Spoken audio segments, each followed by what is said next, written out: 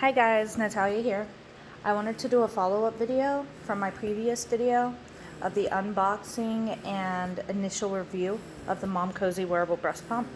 I've been using it for 4 or 5 days now, so I did want to just give a quick little update on things that I've learned and things that you should know. Okay, so I did want to point out that I did see online that people were saying that they were having trouble with this pump with it being wet. I never assemble my pumps wet, so I personally have not had this issue. But if that is something that you're used to doing, that might be an issue here. Because I'm reading that the silicone seals are not correctly attaching when they're wet, creating not that perfect seal. So make sure that they're at least semi-dry. I always just put it on the rack whenever I take it out the dishwasher and air dry. There's usually a little bit of water left, but not soaking wet drips. So I did want to just throw that out there, that was a big issue that I've seen. Honestly, if that's an issue for you, easy fix, just dry it. Also, I just wanted to talk about the second time that I used this. I did get some leaking. When I say leaking, I don't mean, I lost half an ounce. I literally lost a few drops. And it was my fault.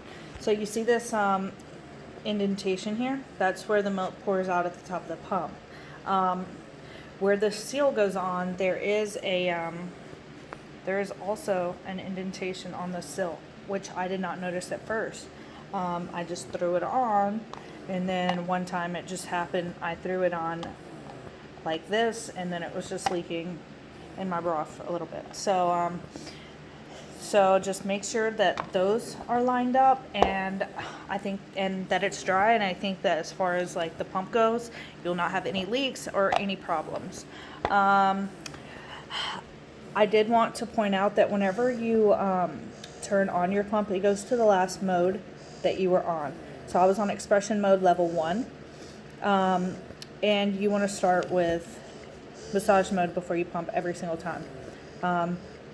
At least 2 to 3 minutes is what I do, and then I just switch it over to that mode. And then obviously this is very simple to work with, but I did want to say that this pump is very powerful. I do not need it past 1 at all. These, I did find out what these are. They are bra extenders. I did not know that last video, if you watched that one. But yeah, those are bra extenders. If the momcozy doesn't fit in your bra, this is cool that they added that in there, but I don't need that and I will not use that. So that's just extra pieces for me.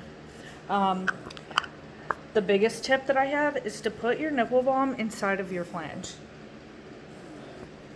Just like this. Just right where it would be affected and inside. I do it every single time. I also want to shout out this nipple balm because it is amazing. I just want to show you. So first off, I've had this since I've given birth. So for 6 weeks, I've had this. And look how much is gone. For 6 weeks, and I pump many times a day, and I use it every single time. That's pretty damn good. But let me show you why. I tap my finger in it every single time, just like that, a little bit, and I just get about that much. And look at the lather on this. So you see it on my finger, and let me just do this a few times, and it is all over my hand. It is all over my hand. The lather on this stuff is absolutely amazing.